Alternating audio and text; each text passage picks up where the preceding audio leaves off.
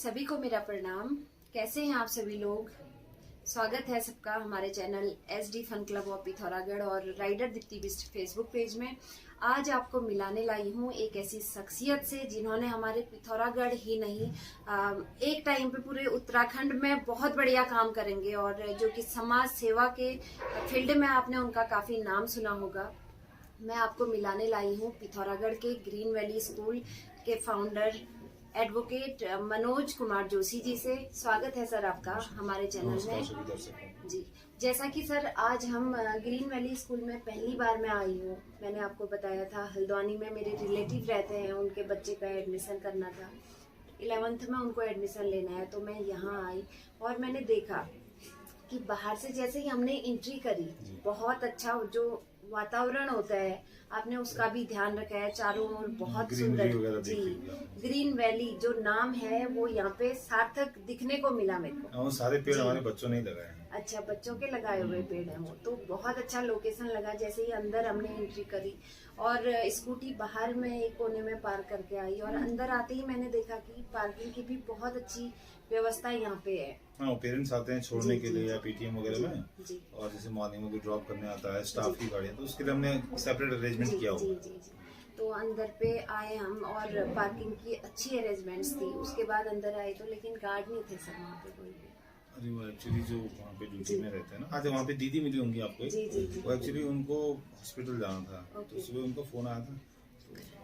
Humans है तो समझना पड़ता है, हर समय कोई उपलब्ध नहीं हो सकता। उनकी जगह फिर एक दीदी को खड़ा किया था हमने, हिमादी को।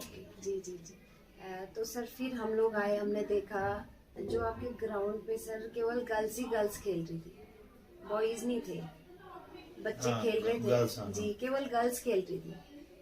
नहीं, एक्चुअली क्या है कि जैसे आपने कभी देखा होगा क्या होता है, जैसे वुमेन्स हॉकी टीम और वुमेन्स बास्केटबॉल टीम अलग होता है ना। तो जब खेल की जब बड़ी टीमें ही अलग होती हैं नेशनल लेवल पे, इंटरनेशनल लेवल पे, तो फिर उनका खेल एक साथ कैसे होगा? तो हम बचपन से ही मतलब हमारे यहाँ क्या है कि जैसे बॉयज का स्पोर्ट्स डे सेपरेट होगा, गर्ल्स का सेपरेट होगा। आज वो जो हमारा स्पोर्ट्स और लाइब्रेरी एक साथ है, तो अभी आज बॉयज जो है लाइब्रेरी में थे और गर्ल्स जो है खेल रही थी। एक तो इससे क्या होता है कि सारे बच्चों को खेलने के लिए स्पेस भी मिल जाता है, ठीक है। दूसरा ये है कि हर एक उनका क्या है ना, डिफरेंट जेंडर है, डिफरेंट बॉडी स्टेमिना है, और खेल की कई बार चॉइस भी अलग होती है। कई बार लड़कियां रस्सी कूद पसंद करती हैं, लड़के नहीं करते हैं, तो वो चॉइस भी अलग है, स्टेमिना डिफरेंट है, इसलिए हम स्पोर्ट्स को सेपरेट कराते हैं। मतलब वो बाहर रहेंगे तो ये अंदर, और ये अंदर रहेंगे तो वो बाहर रहेंगे। तो सर जैसे कि मैं बताया था आपको पहले भी, मेरे को अपने जो रिलेटिव हैं उनके बच्चे के एडमिशन के लिए मैं हल्द्वानी से आ रहे हैं। जी, हल्द्वानी से आ रहे हैं, 11th क्लास में उनको एडमिशन लेना है। तो फीस वगैरह का फीस एक्चुअली स्पेसिफिकली तो वाटर तो नहीं हो रहता, पेपर पे होगा। जैसे मैं आपको बताऊं, ये जैसे ये फीस की डिटेल तो आपको इसमें मिल जाएगी, और लेकिन मैं आपको वैसे इन शॉर्ट बताता हूँ नटशेल में कि जितने भी हमारे CBSE स्कूल्स हैं पिथौरागढ़ के अंदर हो कहीं भी हो, तो ऑलमोस्ट फीस का जो स्ट्रक्चर होता है लगभग बराबर रहता है। एक शहर में तो बराबर ही होता है, बस ये कि 100-200 रुपए ऊपर नीचे वो स्कूल की फैसिलिटीज या उनका इंफ्रा कैसा है उसके बेसिस पे थोड़ा वेरिएशन होता है। 100-200 रुपए ऊपर नीचे होगा, बाकी नहीं होता है, तो लगभग और स्कूलों के बराबर ही है। और जो एक सबसे बड़ी बात है कि जैसे कोई अच्छा, जैसे वो बच्चा आप कह रहे हैं, तो जब आप उनको लाएंगे तो उनका एकेडमिक्स और उनकी परसेंटेज 10th में कैसी आएगी, ठीक है, उसके बेसिस पे उनकी एडमिशन फीस में हमारे पास 80% तक स्कॉलरशिप है एडमिशन फीस में। यानी अगर एडमिशन फीस में 80% तक उनको डिस्काउंट मिल सकता है अगर उनका जो एकेडमिक है वो अच्छा है, पढ़ने में वो मेहनती हैं। क्योंकि हमारे जो फाउंडर्स हैं, जो हमारा जो सोसाइटी है, उनका ये मोटो है कि जो पढ़ने में मेहनत करने वाले बच्चे हैं उनके लिए स्पेशल कुछ एडवांटेज मिलना चाहिए, तो वो हम देते हैं। और उसमें गर्ल्स को तो सीधे ही एडमिशन फीस में 50% है। अगर वो लड़की है तो उसको सीधे आधी ही फीस पड़ेगी, और अगर वो फिर एकेडमिक्स भी अच्छा है तो फिर उसको काफी डिस्काउंट मिलेगा। एडमिशन फीस की बात करते हैं जी। तो सर जैसे हमारे पिथौरागढ़ में, स्पेशली पिथौरागढ़ के लिए मैं बात करूँ, जी, बहुत सारे स्कूल्स केवल 10th तक है। हाँ, जैसे ही 10th में बच्चा हमारा पास आउट करता है तो उसके बाद उसको 12th में 11th में कैसे स्कूल में पेरेंट्स ने डालना चाहिए जिससे उसको एक ब्राइट फ्यूचर मिल सके, क्योंकि फर्स्ट सीनियर 10th कंप्लीट होने के बाद ही शुरू होती है ना। 10th किया तो फिर कैसे कैरियर, अच्छे कैरियर के लिए, अच्छे भविष्य के लिए किस प्रकार के स्कूल में पेरेंट्स को जाना बच्चे को चाहिए। भेजना चाहिए। देखिए वैसे तो जी आइडियली इसमें जो मैं आपको बताऊं जो हमारा अपना एक्सपीरियंस रहा जी किसी भी बच्चे के जीवन में ना 2 दिन बड़े इम्पोर्टेंट होते हैं। जी एक तो तब जब आप उसको स्कूल में भर्ती कराते जी जी हैं। अब वो तो जो ये 10th के बच्चे हैं उन्होंने आज से 13-14 साल पहले कर लिया, तो अब उनकी एजुकेशन भी कहीं पे हुई है। जी तो एक तो वो डे होता है। दूसरा डे जो आता है स्टूडेंट लाइफ में इम्पोर्टेंट, जब आप 11th में एडमिशन कराते हैं और एक स्ट्रीम चूज करते हैं, जी यानी आप ह्यूमैनिटीज लेंगे, आर्ट साइड लेंगे, या आप कॉमर्स पढ़ेंगे या आप साइंस पढ़ेंगे। तो पहली बात तो आपके बच्चे की जो स्ट्रीम चूज है, यानी किस डायरेक्शन में वो पढ़ेगा, उसके करियर के अकॉर्डिंग, उसकी चॉइस के अकॉर्डिंग, और उसका जो अपनी कैपेसिटी है, जो कैपेसिटी भी महत्वपूर्ण होती है। जैसे मैं आपको एक एक्सपीरियंस शेयर करता हूँ। जैसे हमारा एक बिटिया थी, उसको ना जब वो 10th में पढ़ती थी तब तक हमारे केवल साइंस साइड चलती थी। तो जब वो 10th में पढ़ती थी ना, उसको ना ये डर हो गया था कि मैं पास कैसे होंगी। उनकी मम्मी मेरे पास आती थी, मेरी बेटी कैसे पास होगी, ये उनका कहना था। तो हमने कहा कि नहीं, पास होगी, क्यों नहीं होगी, टेंशन मत लीजिए, उस पर मेहनत की।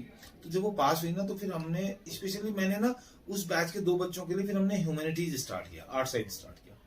और मैं आपको बताऊं कि वो बिटिया इस स्कूल से जज बनने का सपना लेके निकली, जो कि 10th में शायद पास होने से भी जिसको डर लगता था मैं पास करूं, क्योंकि जैसे उससे मैथ्स, साइंस, ठीक है, फिजिक्स, केमिस्ट्री, मैथमेटिक्स, ये 3 विषय जब हट गए ना उससे बायो, और वो उसने भूगोल पढ़ा, उसने इतिहास पढ़ा, और हिस्ट्री पढ़ी, ज्योग्राफी पढ़ी, और आपका क्या कहते हैं पॉलिटिकल साइंस पढ़ा।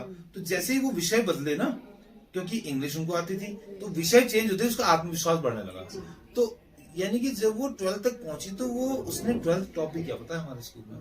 वो बच्चा जो 10th में ये सोचता था मैं पास कैसे होऊंगा, वो 12th में हमारे स्कूल की हाईएस्ट स्कोरर रही। तो ये एक चेंज होता है। तो कभी भी जब मैं पेरेंट्स से कौन सा स्कूल चुने, उससे पहले मैं उनसे ये बात कहना चाहूंगा कि आप साइट कौन सी चुनने वाले हैं उसके लिए, कि आप कहीं इस उसमें तो नहीं, क्योंकि जनरली क्या होता है ना, पेरेंट्स का एक वो मैं आपको बताऊं, लोगों का कहना होता है कि अब पब्लिक स्कूल में पढ़ा है, इतना खर्चा किया, तो साइंस ही पढ़ना चाहिए।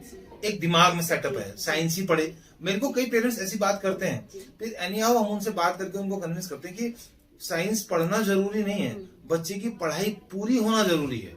कई बच्चे क्या है, साइंस पढ़ेंगे, साइंस पढ़ेंगे, साइंस पढ़ेंगे, इसके लिए स्कूल से यहाँ वहां भटकते हैं, जहाँ साइंस में एडमिशन हो रहा वहां उन्होंने कराया, और उसके बाद क्या होता है, उसके बाद उस बच्चे के साथ जो सबसे गलत बात होती है कि अब उसको लगातार 3-3, 4-4 ट्यूशन जाने हैं, ठीक है। उसके बाद आपको शहर का माहौल पता है, तो वो जिस जगह पे होता है ना, उससे बहुत पीछे चले जाता है। और कई बच्चे फिर ओपन बोर्ड की शरण में जाते हैं, NIOS से फिर पढ़ाई पूरी करते हैं। तो वो बच्चे, और कॉलेज में जाके फिर उसको साइंस मिलनी नहीं है, क्योंकि उतनी परसेंटेज तो वो लाएगा नहीं। पढ़ना उसने 12th के बाद फिर आर्ट्स ही है, या उसने प्राइवेट ही पढ़ना है। तो जब वहां पे उसके साथ वो कंडीशन आ सकती है, तो अगर आप उसे यहाँ पे ह्यूमैनिटीज या कॉमर्स की ओर मूव करेंगे, और जरूरी नहीं है, हमारे पास ऐसे बच्चों के एग्जाम्पल भी हैं। हमारी एक बिटिया है हाँ, श्रद्धा रावत, वो नियरेस्ट हमारे स्कूल है, वहां से 11th में केवल यहाँ आर्ट्स पढ़ने आई, ह्यूमैनिटीज, ठीक है, और उसने अपनी स्ट्रीम को टॉप किया, ठीक है, आर्ट्स में वो टॉपर रही, ठीक है, और अभी वो DU से पढ़ाई कर रही है। और वो जब उसने 10th दूसरा स्कूल छोड़ के वो आई थी, वो भी 12th तक है, लेकिन वहां पे आर्ट्स नहीं थी, तो जब वो वहां से छोड़ के आई थी तो वो इरादे से आई थी कि मेरे को इससे कुछ बनना है, और वो हमारे स्कूल में इसलिए आई थी कि मेरे को यहाँ की ह्यूमैनिटीज पढ़नी है। तो ऐसा जरूरी नहीं कि जिसकी परसेंटेज कम हो वो आर्ट्स लेगा, ठीक है, जिसकी बहुत ज्यादा हो, ये चॉइस का मैटर है। आपके बच्चे को सिविल सर्विसेज करनी है, अगर उसे डॉक्टर नहीं बनना है, उसको इंजीनियर नहीं बनना है, उसको ऐसा टेक्निकल कोई चीज नहीं करनी है, तो आपको क्या करना है कि आपने उसको दूसरी स्ट्रीम की ओर लेके चलिए। अगर किसी को सिविल सर्विसेज करनी है, अगर वो इकोनॉमिक्स पढ़ता है, वो पॉलिटिकल साइंस पढ़ता है, वो हिस्ट्री पढ़ता है, तो उसको ज्यादा हेल्प होगी अगर वो ह्यूमैनिटीज के सब्जेक्ट पढ़ेगा, क्योंकि भाई आपसे उस चीजों के बारे में आपको कल के दिन फेस करना है, तो एक कॉन्फिडेंस भी बढ़ता है। तो मैं ये कहूंगा कि तो स्ट्रीम सही चयन हो। तो स्कूल को लेकर हम बात कर रहे थे कि किस तरह का स्कूल होना चाहिए। अब मैं इस पे आता हूँ, ठीक है। स्कूल वाली जो मैं बात आपको बताऊं, इसमें जो है सबसे पहले तो ये देखना चाहिए कि क्या उस स्कूल में स्पीकिंग का, यानी कि क्योंकि आज के समय की लैंग्वेज की जरूरत क्या है, अंग्रेजी। आपने एक चीज नोटिस की होगी, शायद की नहीं की जवाब आई होंगी, तो आपको हमारे बच्चे खेल भी रहे ना, तो उनके आपसी कम्युनिकेशन इंग्लिश होगा, हो रहा था, ठीक ठीक। तो वो एक चीज है। अगर आपके बच्चों की लैंग्वेज इंग्लिश नहीं है, ठीक है, तो आने वाले समय में वो सस्टेन करना उनके लिए थोड़ा सा टफ रहेगा, ऑप्शंस कम हो जाते हैं। आपके पास ये लैंग्वेज है, ये पूरी दुनिया में बोली जाती है, तो आप पूरी दुनिया में एक्सप्लोर कर सकते हैं। लेकिन अगर आप किसी ऐसी लैंग्वेज को जानते हैं जो एक क्षेत्र विशेष में बोली जाती है, जानना दोनों का। देखिए मैं हिंदी बोल रहा हूँ, मैं पहाड़ी भी बोल देता हूँ, ठीक है, मैं बहुत बड़े पहाड़ बोल सकूँ, ठीक है, मैं झगड़िया गुनान में तो, और मैं अंग्रेजी भी बोल लेता हूँ, ठीक है, जैसा आपने मेरे टीचर से मेरे को कम्युनिकेट करते थे, ठीक है। तो अब ये मेरी जरूरत है, इंग्लिश जो है ना वर्ल्ड वाइड है, पूरी दुनिया की लैंग्वेज है। अगर और इंग्लिश मीडियम स्कूल में पेरेंट्स लाते क्यों बच्चा, इसलिए कि अंग्रेजी सीखे। अगर आपका स्कूल जिसको आप चुनने जा रहे हैं 10th के बाद अपने बच्चे के लिए, या आपने चुना है, अगर वहां पे अंग्रेजी का बोलचाल का वातावरण नहीं है, तो फिर आपको सोचना चाहिए। तो जहां भी आप जाएं, इंग्लिश स्पीकिंग एटमॉस्फेयर जरूर मिलना चाहिए बच्चे को। दूसरा है एकेडमिक वीकनेस। दूसरा जो पॉइंट है, एकेडमिक वीकनेस नहीं होनी चाहिए। वीकनेस मतलब अगर आपके बच्चे को, देखिए दो तरह से बच्चे ट्यूशन जाते हैं। एक कि आपका बच्चा पढ़ने में 60, 70, 80 के नंबर लाता है और उसको ये टारगेट करना है कि मेरे को ना अपने परसेंटेज 10% बढ़ानी है, 15 बढ़ानी है, और वो ट्यूशन टीचर की हेल्प लेता है, चाहे अपने घर में लिया जाए, ठीक है। एक वो है। एक दूसरा होता है इसलिए ट्यूशन जाता है कि नहीं गया तो फेल हो सकता है, ठीक है। तो अगर आपका बच्चा इस कैटेगरी में आ गया है कि अगर वो ट्यूशन नहीं लेगा फेल हो जाएगा, तो आपको स्कूल बदलना चाहिए, क्योंकि प्रॉब्लम बच्चे के एंड से भी है और स्कूल के एंड से भी है। क्योंकि अगर वहां पे टीचर है तो वो फेल कैसे हो सकता है, पास ही होना चाहिए, क्योंकि वो 365 दिन स्कूल में, 365 दिन 220 दिन तो स्कूल गया, तो स्कूल की जिम्मेदारी बनती है। तो अगर एकेडमिक वीकनेस है तो आपको स्कूल चेंज करना चाहिए। इंग्लिश एटमॉस्फेयर नहीं है तो आपको स्कूल बदलना चाहिए, ठीक है। और स्पेशली 10th के बाद आपके पास ऑप्शन होता है। 10th तक तो ऐसा होता है कि बच्चे एडजस्ट करते हैं। 10th में कई बहुत अच्छे दोस्त भी, एक साइंस में चले जाता है, एक आर्ट्स में चले जाता है। और सबसे खतरनाक यहाँ पे होता है, क्या होता है कि जैसे 10th तक आपके बच्चे ने पढ़ा, और कई बच्चे इसलिए आर्ट्स ले लेते हैं कि उसके बहुत अच्छे दोस्त ने ले ली।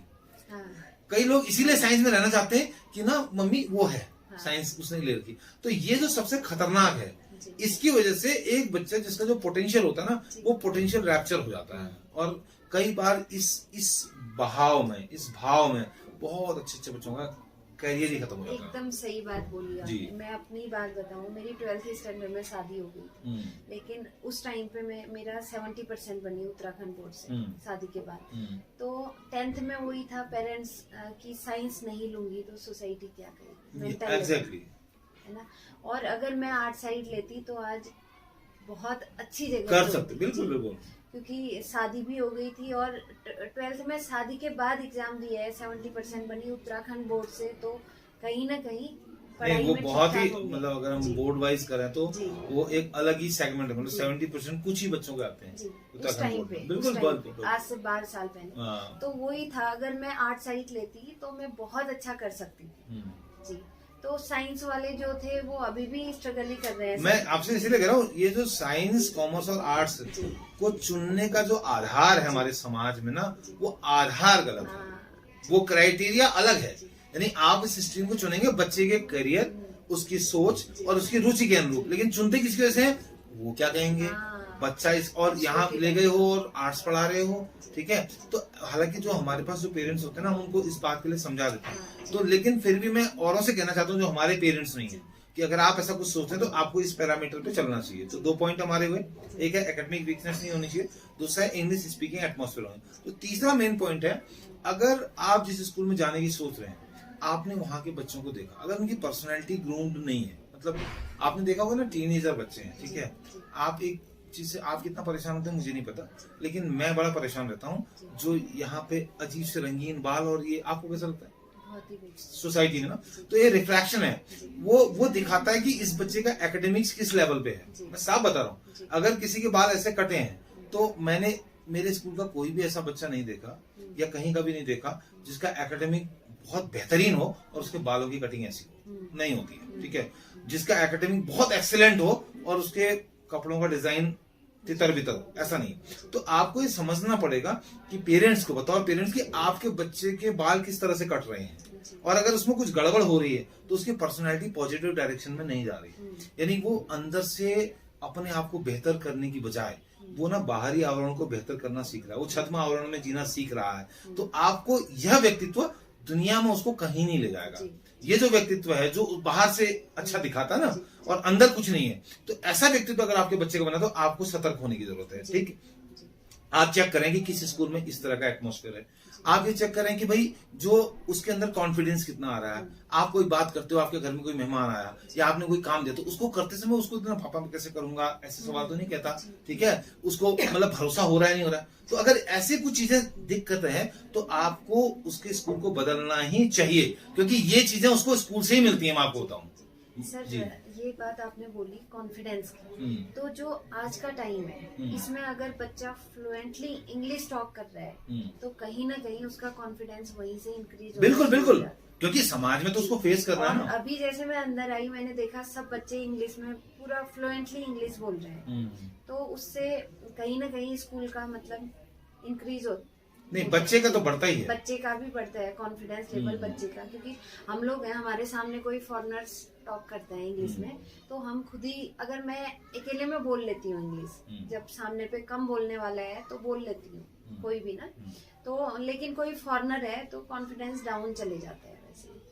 बिल्कुल सही। तो बचपन से अगर बच्चा इंग्लिश में फ्लो है उसका, फ्लुएंटली बोल रहा है, तो कहीं ना कहीं आगे को कैरियर पे भी उसका असर पड़ेगा। डेफिनेटली पड़ता है, क्योंकि देखिए आपकी किताबें अंग्रेजी में हैं, आप जाइए कहीं भी 2 भाषाओं में आपको बोर्ड मिलेगा। आप हमारे उत्तराखंड में घूम रहे हैं, आपको जो बोर्ड मिलेगा, सॉरी हाँ, तो आपको जो बोर्ड मिलेगा एक अंग्रेजी लैंग्वेज में लिखा मिलेगा, एक हिंदी में। आप गुजरात में जाओ एक गुजराती एक इंग्लिश, बॉम्बे में जाओ एक मराठी एक इंग्लिश, इंग्लिश में बोर्ड साइन बोर्ड सब कुछ आपको मिलेगा। दुनिया के किसी भी देश में आप जाइए, आपकी लैंग्वेज समझे ना समझे, अंग्रेजी दुनिया समझती है। तो अगर बच्चा इस लैंग्वेज में मजबूत बनता है तो डेफिनेटली वो उसके जीवन में बड़ा असर दिखाता है, बहुत बड़ा असर दिखाता है, ठीक है। और जो अगला जो पॉइंट है, पर्सनालिटी डेवलपमेंट हो गया, 3 पॉइंट हो गए, तो चौथा पॉइंट है वो है डिसिप्लिन और आचार विचार। ये सबसे महत्वपूर्ण है। जैसे आपने देखा होगा, जिस भी बच्चे को उठ के आके उठाना पड़े सुबह, ठीक है, और धक्का देके स्कूल भेजो बचपन से ना, तो वो सेल्फ डिसिप्लिन नहीं है। लेकिन जिनके नाम आप अखबारों में पढ़ते हैं या जिनके बारे में आप कभी खबरें पढ़ते हैं कि उसके बेटे ने ऐसा कुछ किया, उसने इतना नाम कर लिया है, क्या वो ऐसे बच्चे नहीं होते जिनको धक्का देके उठाना पड़ता है? वो डिसिप्लिन होते हैं। तो अनुशासन एक तो स्वतः प्रेरित होता है। जैसे किसी को कोई ठोकर लग गई जीवन में, अब चूंकि हर बच्चे की किस्मत में ठोकर होती नहीं है, मैं आपको सच बताऊं, ठोकर बहुत जरूरी चीज है, लेकिन ये हर बच्चे के भाग्य में नहीं है। जैसे अगर किसी बच्चे के भाग्य में ठोकर नहीं है तो उसका भविष्य तो फिर कभी नहीं सुधर पाएगा। ठोकर कभी भी आपको मजबूत करती है, आपको रास्ता बताती है, भविष्य में गलती न करने के लिए सचेत करती है। तो ठोकर हर बच्चे को नहीं लगती है, लेकिन हम उसे एक गाइड कर सकते हैं, काउंसलिंग कर सकते हैं, और सबसे बड़ी बात है उसको अपने आप चीजें करने के लिए प्रेरित कर सकते हैं। अपने आप इन द सेंस ऐसे समझिए कि कोई बच्चा है, उसको ना अपना टाइम टेबल, अपना उठना बैठना, अपना आचार विचार ये बेहतर होना चाहिए। तो इसके लिए क्या उस स्कूल में काम होता है या नहीं होता? जैसे हमारा ये मानना है कि कोई भी बच्चा जो है ना, उसको स्मार्ट तो होना ही चाहिए, लेकिन उससे पहले उसको अच्छा भी होना चाहिए। उसको अपने माता पिता के लिए अच्छा होना चाहिए, परिवारजनों के लिए अच्छा होना चाहिए, अपने आस पड़ोस के लिए अच्छा होना चाहिए, अपने समाज के लिए अच्छा होना चाहिए। पहले उसको अच्छा होना चाहिए। स्मार्ट तो जैसे वो सीखता रहेगा होता रहेगा। तो हमारी कोशिश है पहले बच्चे को अच्छा बनाए, डिसिप्लिन बनाए। हम तो ये भी कहते हैं कि अगर आपके घर में माने तो कोई बुजुर्ग रहता है, आज हम युवा हैं, आज हम जवान हैं, हम बूढ़े नहीं हुए, लेकिन हमारे घर में बुजुर्ग हैं। अगर हमारा बच्चा हमारे घर के उस बुजुर्ग ने बाय कुछ गलती कर दी, कुछ गिर गया उससे, या कुछ गंदगी हो गई, उल्टी ही कर दी समझिए आप, और अगर आपका बच्चा उसको देख के मुंह बिदका लेता है तो आपकी पढ़ाई में लगाया हुआ सारा पैसा बर्बाद हो चुका है। हम ये मानते हैं, हम अपने बच्चों को इस फोकस से लेके चलते हैं। हम माँ बाप से बात करते हैं, अगर वो ऐसा मुंह कर ले रहा है ना उसको, कि कल के दिन उसकी एज पे आपको जाना है, और जब आपसे ऐसा होगा ना तो you will get the same reflection. आपका बच्चा है, चलते रास्ते कुत्ते को पत्थर मार दिया उसने, उसकी परवरिश गलत हो रही है, क्योंकि वो पत्थर ना आपको भी मारेगा फिर एक समय। तो हमें बचपन में ही सचेत होना होता है, और स्पेशली जब टीनेजर हैं, इस एज पे पहुंचे, यहाँ पे तो बहुत ज्यादा सचेत होने की जरूरत है। तो जो चौथा पॉइंट हमारा है अनुशासन आचार विचार। जो अगला जो सबसे लास्ट पॉइंट है जो आपको देखना चाहिए, वो ये देखना चाहिए कि क्या वो स्कूल आपके बच्चे से बड़े सपनों की बात करता है या नहीं करता। जैसे आप ऊपर कॉरिडोर में गए तो आपने ड्रीम चार्ट देखा होगा, मेरा कौन सा बच्चा क्या बनना चाहता है, उन्होंने पूरा लिख के रखा है। तो क्या आपका बच्चा, आपका स्कूल आपके बच्चे को सपने देखना सिखाता है या नहीं। अब अगर अब्दुल कलाम की बात करें, वो कहते हैं हमें अपनी आने वाली पीढ़ी को बड़े सपने देने चाहिए, दैट्स इट, बाकी वो उसके लिए काम करे और उनको पूरा करे। आप अपने बच्चे को ना बड़ा सपना दो, वो उसके लिए काम करे और उसको पूरा करे। तो अगर आपके स्कूल में जहाँ पे बच्चा है वहां पर अगर उसको फोकस, टारगेट फोकस नहीं बनाया जा रहा, यानी जीवन में लक्ष्य को कैसे हासिल करें ये नहीं सिखाया जा रहा, और पूरे जुनून के साथ मेहनत अगर नहीं सिखाई जा रही है, तो भी आपको उस स्कूल को चेंज करना चाहिए। अब मैं ये नहीं कह रहा कि आपको यहाँ आना चाहिए, क्योंकि सब यहाँ नहीं आ सकते ना। भाई मैं पिथौरागढ़ में हूँ, तो हल्द्वानी वाला जो वीडियो देख रहा है क्या वो यहाँ नहीं आ सकता, लेकिन उसे हल्द्वानी में शायद एक ऐसा स्कूल चुनना चाहिए। अगर कोई दिल्ली में है तो उसे शायद दिल्ली में ऐसा एक स्कूल चुनना चाहिए जो इन 5 पैरामीटर पे खड़ा हो। अगर बॉम्बे में तो चुनना चाहिए। अब आप बोलेंगे कि ऐसा क्यों, ऐसा इसलिए चुनना चाहिए क्योंकि वो आपका वीडियो देख रहा है, और आपकी वीडियो को देखने का उसको कुछ तो फायदा मिलना चाहिए। आपके चैनल से जुड़ने का अगर उनको ये फायदा मिलता है कि वो इन पैरामीटर्स को लेकर के अपने बच्चे के लिए एक नया स्कूल चुनते हैं, और उसका बच्चा इन सारे पैरामीटर पे अगर पूरा आता है और कल के दिन बेहतर इंसान बनता है, अच्छा करियर अचीव करता है, तो डेफिनेटली ये हमारे इस चैनल की और हमारी मुलाकात की भी अचीवमेंट होगी। This is not for the Pithoragarh people, ये पूरी दुनिया के बच्चों के लिए है। इन 5 पॉइंट्स पे आपके स्कूल को खरा उतरना चाहिए। अगर आपका बच्चा छोटा है तो भी चेक करें, और अगर 10 से 11th में जा रहा तो हर हाल में आप चेक करें। आपने एक गौर किया होगा, बॉयज से आप मिले, उनका आपने हेयर कट देखा, हमारे स्कूल के बच्चों का कितना मुश्किल होता है इस उम्र के बच्चों के ऐसे बाल कटवाना, लेकिन हम उनके पेरेंट्स को तैयार रखते हैं आप ऐसे कटवाओ, क्योंकि जिसका ध्यान भटकेगा उसका करियर खत्म होगा। तो ये डाइवर्जन की एज है, तो ये सतर्कता हमें बरतनी चाहिए। तो this much. Thank you sir.